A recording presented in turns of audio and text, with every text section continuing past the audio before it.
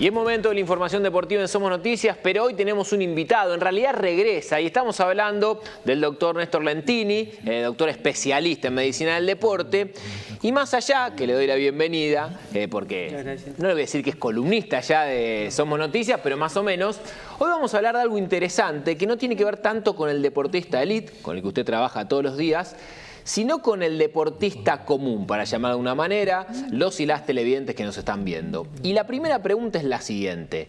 Para ser un deportista básico, como puede ser usted o como yo, nos trate de básico, pero en ese sentido, ¿qué recaudos tenemos que tener a la hora de ir a hacer el deporte? ¿Ir al médico, hacernos estudios o directamente nada? Bueno, en realidad deberíamos decir para dejar de ser sedentario. Bueno. Entonces, y por supuesto aprovechar la actividad física como un elemento indispensable para una buena salud. Entonces, el primer paso es hacerse el chequeo de salud para saber realmente si tenemos alguna de las enfermedades o problemas que nos puedan limitar esa actividad física o hacer una actividad física pero más programada. Es decir, creo que el sedentarismo es el enemigo público número uno a vencer, porque a través del sedentarismo aparecen las enfermedades crónicas no transmisibles. El que es sedentario, el que pasa muchas horas sentado, por ejemplo, aumenta su colesterol, tiene problemas a nivel circulatorio. Y dentro de los distintos problemas que tiene el sedentario es las dislipidemias, el aumento del peso, que hoy en el país es muy importante, la obesidad o el exceso de peso por falta de actividad física. Entonces, una vez que uno hace el estudio o el chequeo médico y sabe que puede empezar a moverse y hacer algún tipo de actividad deportiva, independientemente que sea un deporte competitivo, estamos hablando del deporte recreativo, entonces ahora sí, en algunos casos es conveniente hacer lo que se llama el chequeo de aptitud, es decir, yo estoy en condiciones de hacer actividad física, pero ahora necesito saber cuánto puedo hacer. Y respecto a ese chequeo, que es algo muy tradicional, que te lo piden o en un torneo de fútbol, de hockey, de rugby o en el gimnasio, hay mucha gente que dice, tengo un médico conocido, me firmás acá, ¿es peligroso tomar esa decisión? Por ejemplo, si yo ir al gimnasio 3 veces por semana y hacer ese salteo, decir, total, ¿qué me va a pasar? Bueno, eso es inconsciencia de la persona que está pidiéndole eso al médico, inconsciencia del médico que está aceptando, por más amigo que sea de esa persona, y porque son los que más pueden condicionar a una muerte súbita, independientemente de que la muerte súbita puede aparecer con todos los estudios hechos, ¿no es cierto? Hay un mínimo porcentaje que también pueden aparecer. Pero en este caso, y más incluso en los jóvenes, que a veces los chicos tienen algún problema, y los adultos por supuesto también, pero al no pasar por este primer estudio médico, al hacer el certificado de favor, que hace unos 10 años atrás era muy común, ahora afortunadamente eso está siendo más reglamentado y hay digamos, en general los gimnasios están solicitando ese estudio, que no solamente es el certificado médico, sino que tienen que tener también acompañando el estudio hecho por esa persona. Entonces yo, por ejemplo, para jugar al fútbol en una zona de intercountry, por ejemplo, tengo la obligación de presentar el certificado médico, pero además acompañado por los estudios ergométricos, ecocardiodópler, etcétera, que me lo exigen, porque si no, no me habilitan para poder jugar. Y eso es lo que hay que hacer. Entonces, para aquellos que hacen certificados de favor, realmente, bueno, yo propongo que no se lo haga. ¿Por qué? Porque no es poner al médico también en una situación de, bueno, es amigo, es un familiar. No, eso no debe suceder, porque de esa manera ambos están haciendo un perjuicio, y más por supuesto aquel que nunca se hizo un estudio y quiere obtener un certificado de favor. Bueno, eso es lo primero.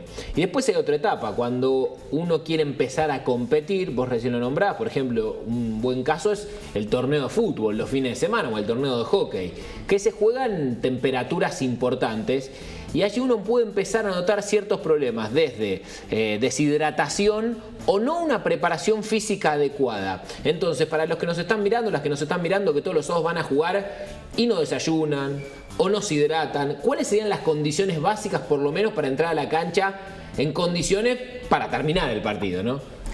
Sí, hay varias cosas. Una es que no es bueno hacer deporte exclusivamente los fines de semana. Hace muchos años vino acá al país, yo estuve presente en esa charla, el doctor Kenneth Cooper, que es muy conocido es el famoso test de Cooper, que, sí, bueno, que él es el autor. Y nosotros le preguntamos, yo era muy joven, le preguntamos qué opinaban de aquellos que hacían deporte exclusivamente los fines de semana.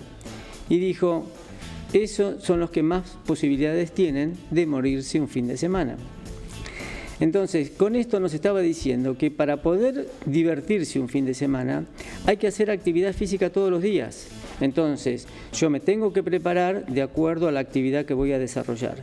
Y no estoy hablando de ninguna manera del alto rendimiento, estoy hablando del deporte recreativo o competitivo de acuerdo a los mismos grupos etarios, ¿no es cierto? Las personas de 50 años deberán competir con las personas de ese mismo grupo etario, los de 60 y 65 y así sucesivamente. Entonces, eso por un lado. Por el otro lado, el problema del calor. Las enfermedades producidas por el calor, que pueden ir desde un desmayo hasta el golpe de calor, que es una emergencia médica y que solamente la podemos solucionar justamente en un servicio hospitalario, eso puede evitarse. Y la mejor manera es, las competencias deben realizarse en verano mientras los rayos solares no se encuentren en forma perpendicular a la Tierra. Es decir, yo no puedo ir a hacer una competencia a las 12 o a la 1 del mediodía. Lo puedo hacer o temprano en la mañana, de 8 a 11, o lo puedo hacer después de las 5 de la tarde, cuando los rayos solares están en forma oblicua. Por el otro lado, la hidratación es fundamental. ¿Y cómo me hidrato? En general hay que empezar 2 horas antes de la competencia para hidratarse, aproximadamente unos 200 centímetros cúbicos, que es un vaso, cada 20 minutos. Dejo de tomar el agua o alguna bebida deportiva a los 30 minutos antes de empezar una competencia o una carrera de larga duración, por ejemplo, claro, una maratón, un triatlón, etcétera, para poder vaciar la vejiga, para poder orinar. Y cuando empieza la competencia, en el caso de ser una maratón o de ser un triatlón, en la maratón hay que respetar todas las mesas donde están puestos las bebidas. La bebida. Entonces, yo respeto eso. ¿Por qué? Porque hay estudios que mostraron, por ejemplo, 2 atletas que tenían las mismas características, a uno se les obligaba a tomar cada estación donde encontraba cada 3 kilómetros aproximadamente y el otro no. Entonces, hasta los 10 kilómetros, 8 kilómetros, el que no había, digamos, no se había detenido para beber, iba primero. Pero la carrera duraba 42 kilómetros. Entonces, el que iba tomando y que aparentemente iba perdiendo el tiempo, y no era así, mantenía su aparato cardiovascular en perfectas condiciones y entonces ese fue el que ganó la carrera.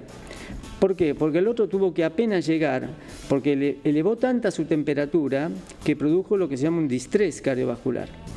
Y entonces eso es lo que sucede con aquellos que no se hidratan o que piensan que si no se detienen unos segundos para hidratarse, entonces pueden perder posición. Y no es así. Bueno, esto es importante lo que va marcando, porque el tema de hidratación, un día de calor, es fundamental y también hay un mito, ¿no?, que uno pierde agua y pierde peso. Entonces, esto también está bueno, como lo estás contando, para que quede claro. Lo mismo que desayunar y hidratarse antes de jugar al fútbol y lo mismo de los chequeos. Ahora, para ir terminando, tengo una última pregunta respecto del deportista o la deportista a pie. Que tiene que ver con el peso. Mucha gente hace deporte de manera quizás en gran cantidad porque quiere perder peso a corto plazo. ¿Cuál es el riesgo de no haber hecho nunca deporte y después en los próximos 3 meses, no sé, ir todos los días al gimnasio? ¿El cuerpo de una persona está preparado para esos cambios? El cuerpo está preparado para ir modificándose en forma paulatina y a medida que yo voy aumentando la carga de trabajo y voy dosificando el trabajo. Es decir, no porque vaya 5 veces por semana al gimnasio y hacer una actividad no controlada, yo voy a perder más peso, o porque en definitiva la idea es que uno pueda perder peso si es que hace falta perder peso, para eso se hacen estudios de la composición corporal, y entonces uno puede perder aproximadamente unos 400 gramos por semana en forma paulatina. El otro es el peso, de lo que hablábamos recién, de la parte de hidratación. Yo hago actividad física y me peso antes de entrar al gimnasio y me peso al finalizar el ejercicio. Si perdí 2 kilos, es decir, 2 litros, yo tengo que recuperar en un lapso de 4 horas el equivalente al 50% más de lo que perdí. Si perdí 2 litros, tendré que tomar 3 litros en un lapso de 4 a 6 horas. ¿Para qué? Para que al día siguiente yo me encuentre bien. Si no, voy a estar deshidratado, voy a estar hipohidratado y eso no es bueno. Entonces, no es necesario perder peso en forma brusca, porque aquel que pierde peso en forma brusca, porque incluso no come, porque piensa que no comiendo es suficiente para bajar de peso y hacer mucha actividad física, después tiene el efecto rebote. O sea, lo que me costó tanto sacrificio bajar en 1 mes y medio, lo voy a aumentar y lo voy a duplicar a los 3 meses. Eso es no tener un método para poder bajar de peso. Para eso, bueno, el control nutricional, para eso están los nutricionistas, y por supuesto es la mejor manera de perder peso, haciendo actividad física y haciendo una dieta correspondiente. Néstor, muchas gracias, un lujo. Todos los que nos están viendo pueden ir tomando nota, porque Néstor, que está acá con nosotros, trabajó con Maradona, con Pareto, con Escola, y ahora también nos está dando estos consejos a todos nosotros para poder hacer deporte de una buena manera. Te agradecemos esta visita a Somos Noticias. Vamos a seguir estando juntos y hablando un montón de temas también con nuestros deportistas, porque seguramente acompañas también a la delegación olímpica a Tokio, así que tenemos muchos temas. Gracias por haber venido.